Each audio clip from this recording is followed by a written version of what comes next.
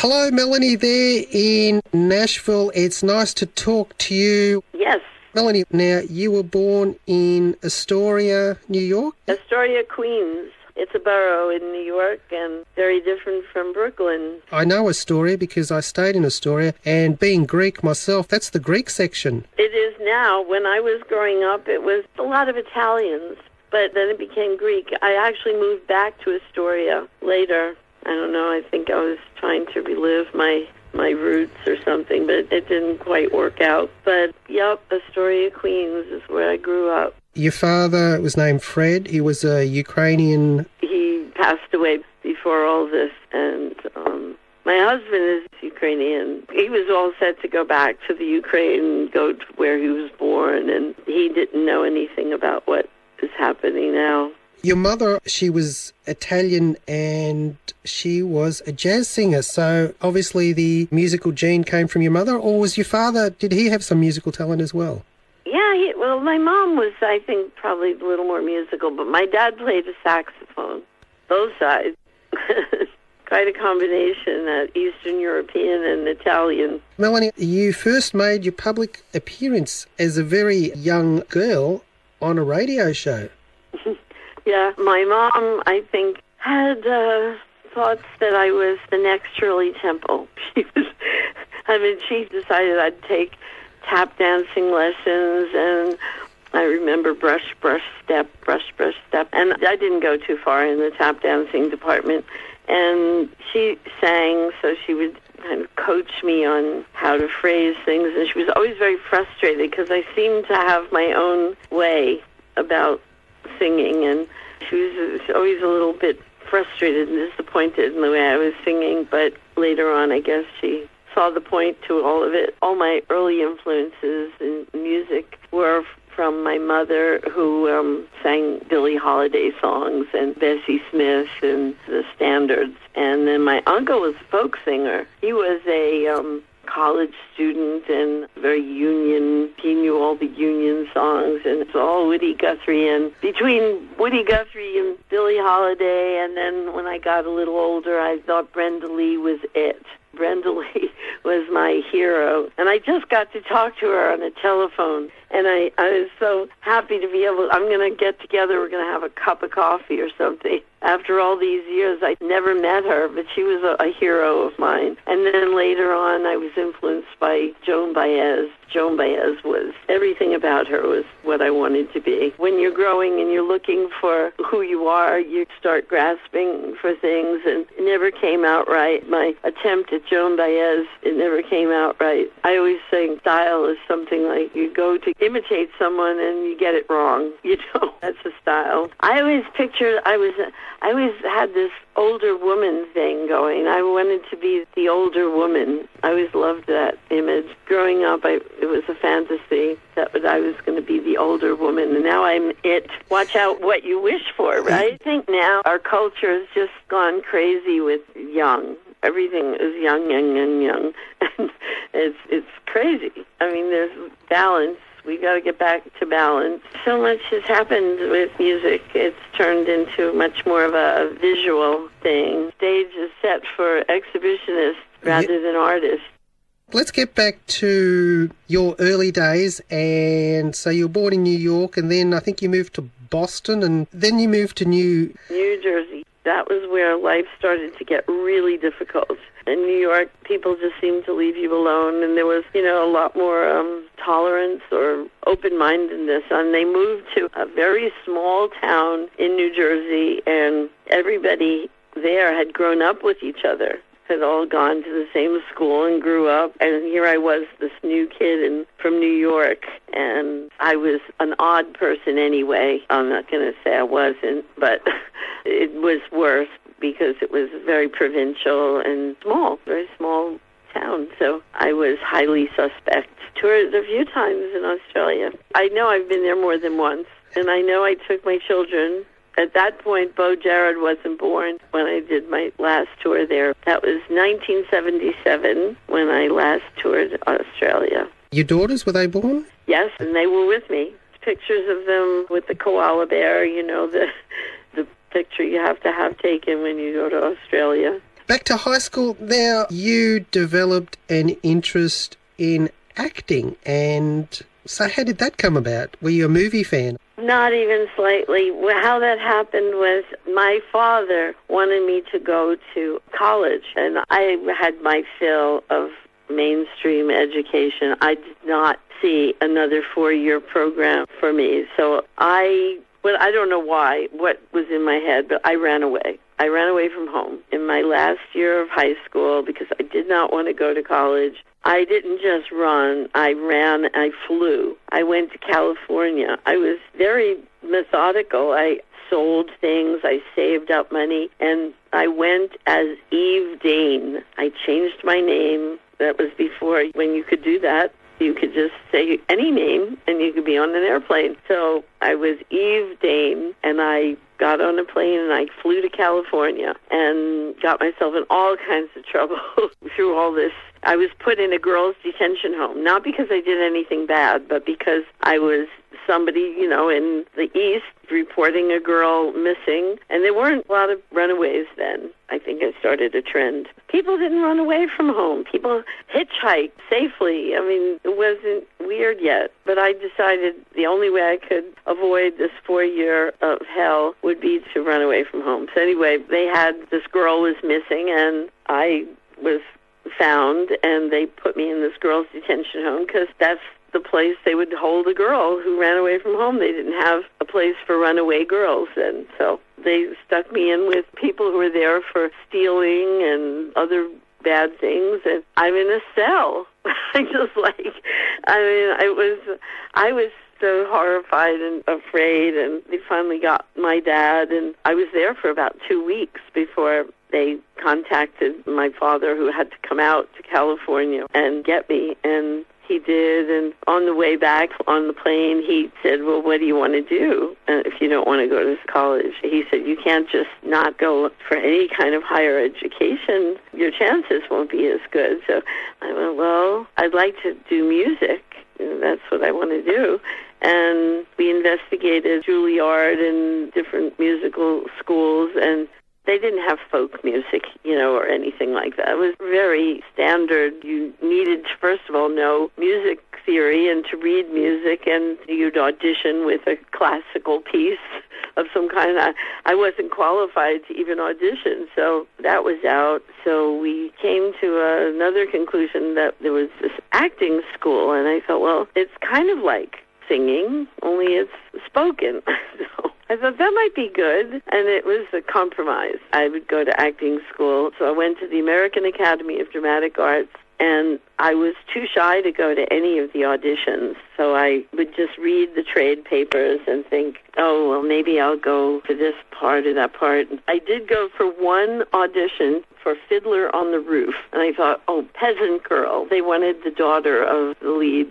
So I thought, Peasant Girl, that's good. I can do Peasant Girl. And I dressed the part. I wore, like a peasant blouse, and I went barefoot, and they laughed at me. They actually laughed at me. Now, this is Broadway. Broadway in the 60s, girls went to auditions with basic black and pearls and little black pumps, and they're very well coiffed. And here I was.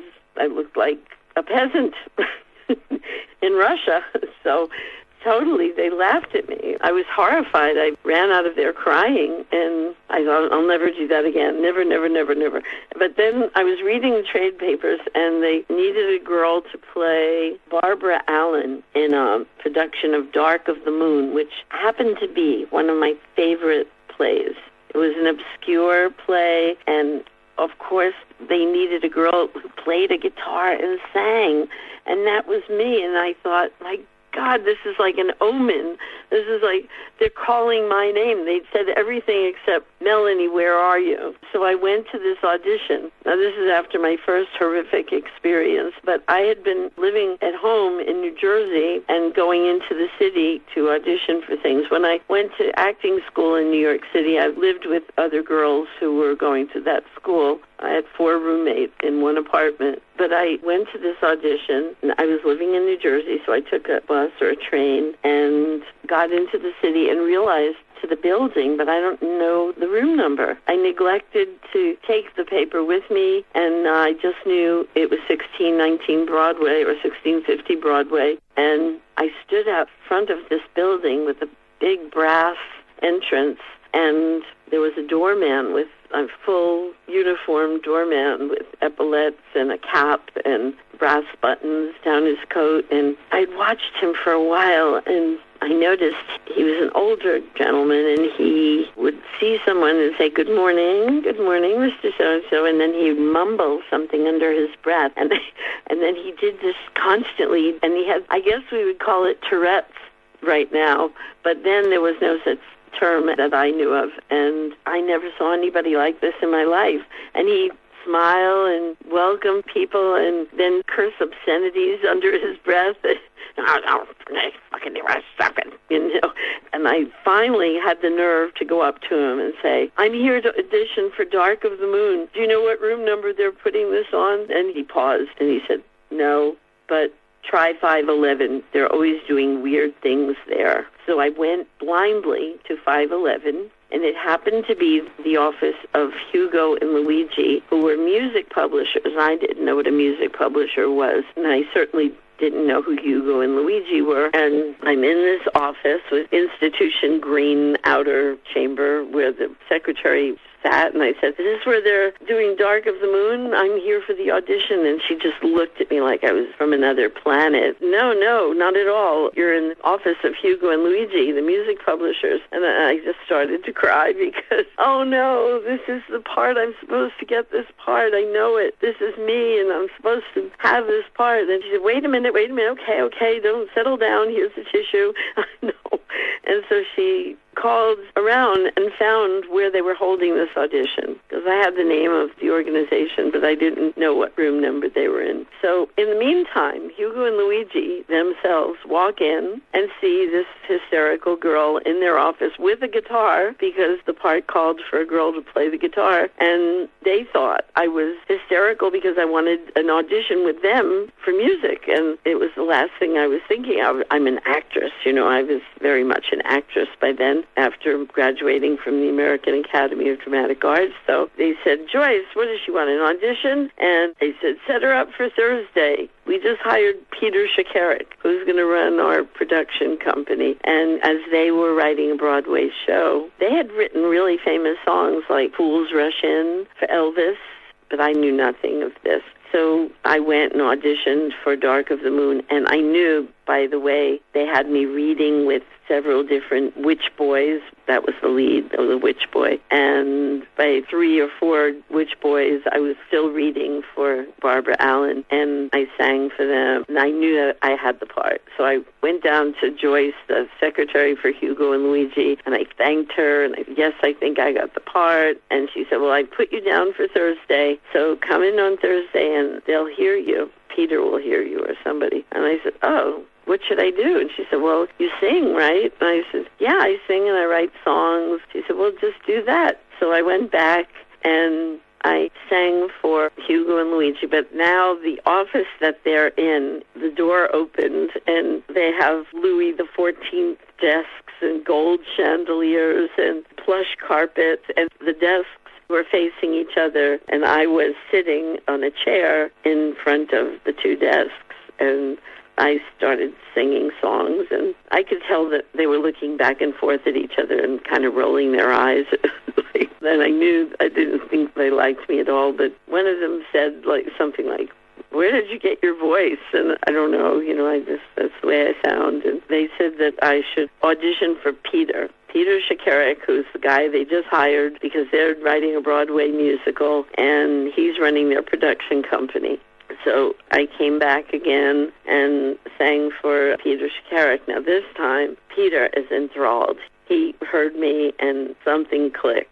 He heard something and he saw something that he decided that I was going to be Melanie, the Melanie that people have heard of. Actually, I've written this story because when my husband passed away, that was Peter. We were together forever, and he produced my very first record and my very last record. Actually, my last one with Bo, they produced it together. And Yeah, we were together forever from that very first time. Melanie the Music Man, is that what? Yeah, Yeah. so I wrote I wrote the story right after Peter passed away. We were on the road when it happened, and it was sudden. Nothing, no sickness, no hospitals, nothing. Just we were on the road, and he dropped me off at a Whole Foods, which is like a health food store, and we were staying in one of those by the week kind of residence inns where you can live a little more like a person with a kitchenette, and it had several bedrooms. Bo and Peter and I could be in the same suite, and we were stocking up. Bo was in the hotel. He was working on music, and I was at the Whole Foods, and Peter went to Best Buy. He was going to upgrade his phone, and the next thing was police cars coming up to the Whole Foods, and I was waiting outside for Peter to pick me up, but I knew something was wrong. And of course, when the police came, they told me, and I collapsed, and they brought me to the hospital to identify. I'm in a place I didn't know another soul. I was on the road. It was just Peter, me, and Bo. And it was unbelievable. I did the show. I actually did the show that Peter had booked, and all the shows after that. Bo and I just continued on the road, and we took Peter's cremated remains with us. I didn't know what to do about all of that stuff. I didn't have previous experience with this, and so we just went on the road. We kept driving toward Arizona, and that's where we ended up. And we met a wonderful woman. Her name was Jody Floyd, and she said we could stay in one of her guest houses, and I stayed there for a year. I couldn't come back home. I just couldn't face the idea of coming back to a place that we had left. You know, I packed suitcases for me and Peter and Bo, and we left thinking we're going to come back to that same place, and it was a whole new universe, and so I couldn't face going back. But what I was going to say is that Peter had given me a leather-bound journal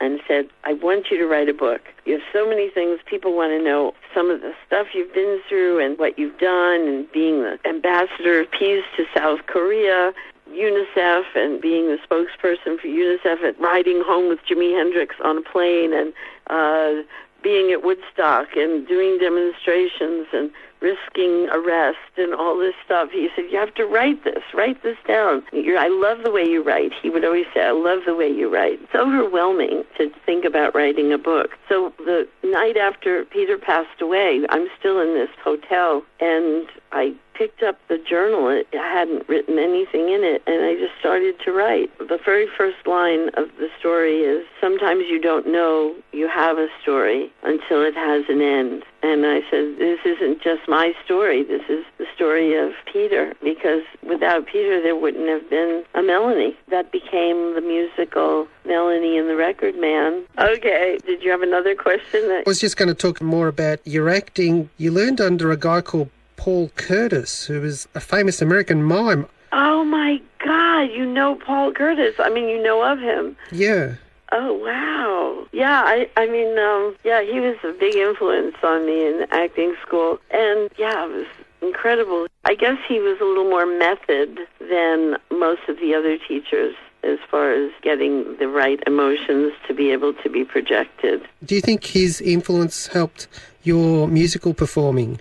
You know, I am so grateful that I got to be trained to some degree as an actress, because I realized that what you're communicating is, you can have the most wonderful song in the world if you're swallowing half your words and projecting it the right way or in any way, people aren't going to get it. So acting comes very heavily into play in music and performing. Some people just don't have any sense of it, and I stress that with people who are starting out. Be in the words that you're saying. Somehow be in them. And I think acting school, especially Paul Curtis, he was one of the big influences in that school on me. That was a value. of going to that school. Now, let's get on to Woodstock, because when you were a very young girl, and it would have been a fairly early show, and I don't think you would have performed many times in front of between 200 and 5,000 people, so it was a big event, wasn't it?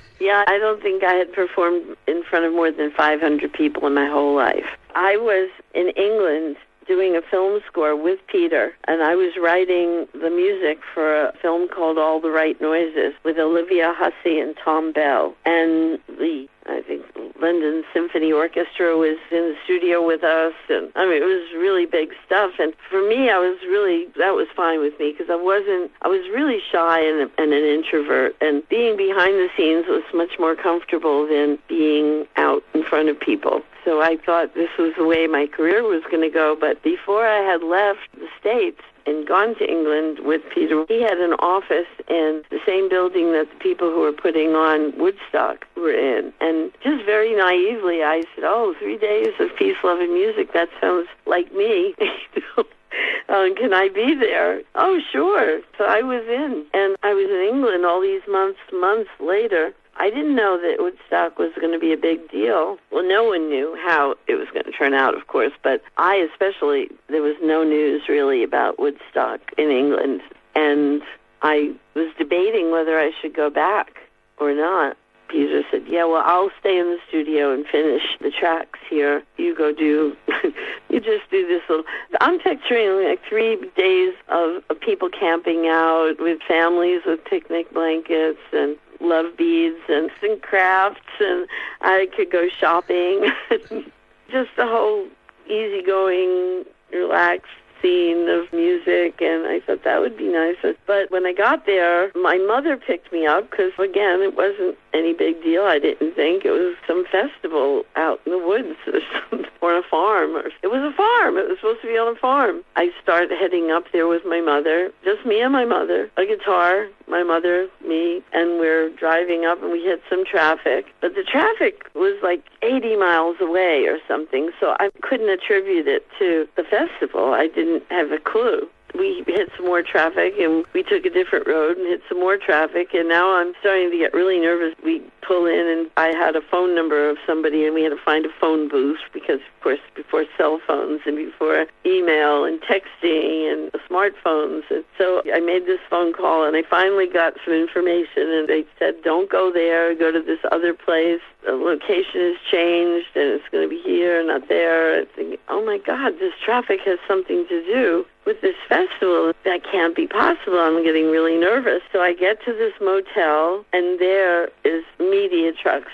from one end of the hotel parking lot to the other. And inside there's Janis Joplin surrounded by microphones and press, and she's slugging Southern Comfort. And I had never met a famous person in my life, ever. And there's Sly Stone. He's walking by, and my mouth is probably hanging open. And I hear somebody say, Melanie, Melanie. It's the guy who is one of the planners. And he said, go now to the helicopter. And I went, helicopter? Why would I want to go to a helicopter? I've never been on a helicopter. I don't want to go on a helicopter. Why can't I go by car like everybody else? And he said, no, we have to, there's no way in. You can't get in. You have to go by helicopter. So my mother and I just got my guitar slung over my back, and we head toward the helicopter. And right as I'm getting on, the guy, one in charge, said, who is she? And that's my mom. And he's, no moms, just artists and managers and musicians. She a musician? I said, no. I mean, I didn't even have the quick thinking yet to say, yeah, she's my bass player, or something, my manager. I said, goodbye, Mom. And I get on the helicopter, and we take off, and now we're over some kind of field of some kind of crop, I think. And I said, what is that stuff down there, to the pilot? And he said, that's people. I said, no, I mean the colorful things down there growing. He said, no, that's people. That's people. And he said, and that's the stage. And he points to this football-sized thing. I had never seen a stage so big in my whole life. How could that be a stage? And I'm thinking, that's people. That's miles and miles of people. and I'm supposed to perform in front of those people on that stage. Just me, a guitar, and not such a good guitar player, quite honestly. I knew 3 chords, and I thought, they're going to kill me. That'll be it. Everybody there was famous, and everybody had records and hit records. I had nothing on the radio, nothing at all. I had one record that was being played by WNEW-FM, which was like an underground pirate-type station almost, and they were playing Beautiful People, but you couldn't buy it because the record company at that point didn't think it was worthy. If maybe 1% of those people in the audience ever heard that song, it would be a lot. And was led to a little tent. Now, there was an upper echelon tent where Joan Baez and Sly Stone and Janis Joplin would wait. And then they had the little tents for lesser-known people like me. I was in this little tent with a dirt floor and a box. And all day long, somebody would come up and say, "You're on next." And then it's never mind. And this happened all day. And the terror was mounting to the point where, I was thinking of any way that I could get out of there. I thought maybe I'll just walk and just keep walking and not come back. And this was before everybody had a guitar. And I'm thinking somebody's going to see me with my guitar and they'll know, because people didn't bring guitars to the field. Only the performers had guitars. So I thought that won't work. I was thinking of any way to get out of this, any way at all. You can imagine how terrified, first of all, my inexperience. Second of all, the amount of people that I would be up there on this huge stage, just me. And I sat at that time. I sat on a straight back chair. So all day long, people are in and out saying, "Yes, you're on, no, you're not." And finally, it was nighttime, and it had started to rain. And Ravi Shankar went on, and I said, "It's raining. They're all going to go home now. People will leave because it's raining, right? They're not going to stay in a big old muddy field in the rain, are they?" And I'm thinking, this is great. I'll just go back to what I was doing. I'll go to the studio in England, and I'll be a writer. And no one will ever know that I had to almost do this. And right as I'm in this reverie of my daydream, somebody came in and said, "You're on next." And I knew this was really it. But right before I went on, the MC, it might have been Wavy Gravy, was talking about how Hog Farm was passing out candles and some inspirational thing about keeping the candles, keeping us dry from the rain or something like that. And as I was walking on stage, I'm hearing this. It was entering my being. I got up, they announced me, I got on the stage, and I left my body. I had an out-of-body experience. I wasn't there, and I was not stoned, I'm going to tell you. I was just unaffected, but I went on, I left my body. I saw myself, I watched myself. It was very quiet, and I kind of hovered over myself and looked at myself without any kind of emotion of any sort. And then at one point, I just was there on stage, and I was singing Beautiful People, and I'm watching the hillside light up with candles. In the rain, of course, they're flickering, madly flickering, candles being lit and the rain coming down, and it was this incredible flow of human power or spirituality, some kind of oneness that came over me. I was not afraid anymore. I was just singing my heart out, and people got it. I somehow resonated with everybody out there. That basically set up your career in America. Well, it was definitely a catalyst.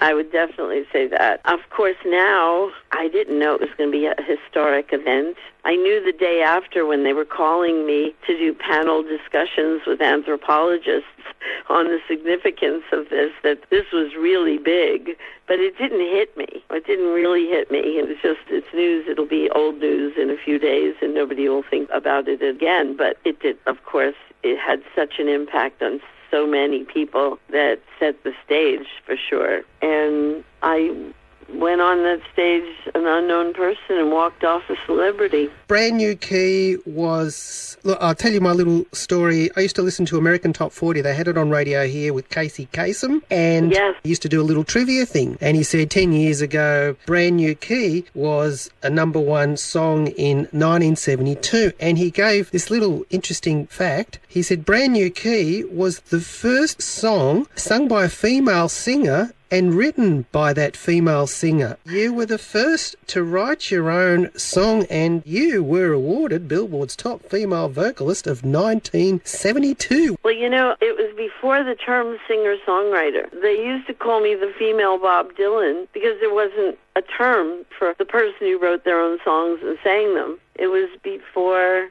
people who really were the singers.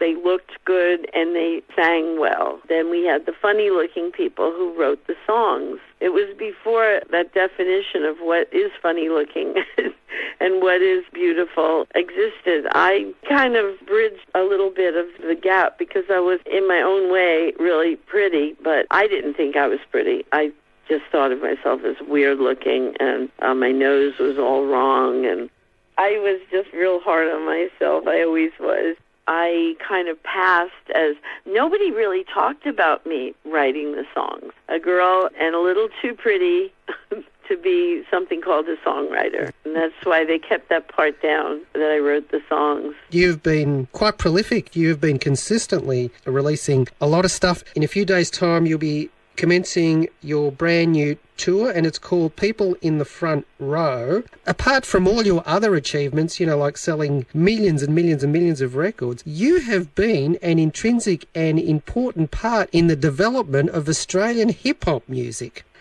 So how did you do that? Oh, I know. Actually, I didn't even know that the Hilltop Hoods had used that song. It was a fan that sent me the record, and I went, oh my God, it's my voice throughout the whole song, and my arrangement, my flute part, everything. It was like, and only they called it the nosebleed section. So I thought, wait a minute, what's wrong with this picture? So anyway, yeah, it was, I don't know if they even knew. They just had this record maybe, and they, whatever the reason. When it was nominated for one of the 10 best records of the decade or something, they thanked me. I thought it was a long time coming, but I graciously accept. Well, the album that they came from, and that's one of the main, that is the first Australian album to go gold and platinum as a hip-hop album, as Australian hip-hop music album. Before that, hip-hop music in Australia, or Australian-made hip-hop music, did not sell thing, and that's what brought it in the mainstream, and it's from the Gardens in the City album. Do you know the story, how they chose that? No, not at all. Well, you'll have to ask them when you come here. Oh, yeah, no, I'd like to know. Tell me. I'd like to know myself. Oh, I don't know how they chose it at all.